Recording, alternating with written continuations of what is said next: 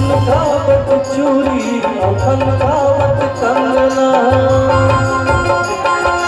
खनकावत चूड़ी और खनकावत कंगना, आबे गोरी आबे मोर अंगना, आबे गोरी आबे मोर अंगना।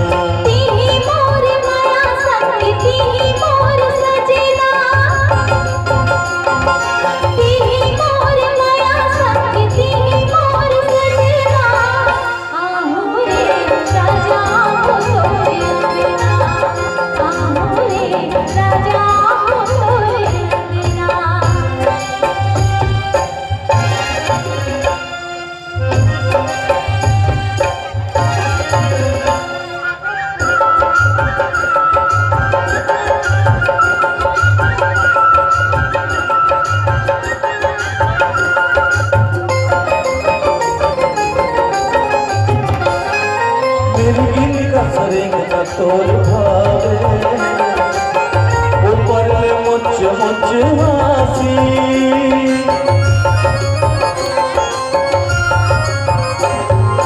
माया खवाए का मतौना, ताके मोला मतासी, छोड़े कबू छूटे छन, छोड़े कबू छूटे छन, ए प्रीत के बंधना, आबे गोरी आबे मोर अंगना, आबे गोरी आबे मोर अंगना।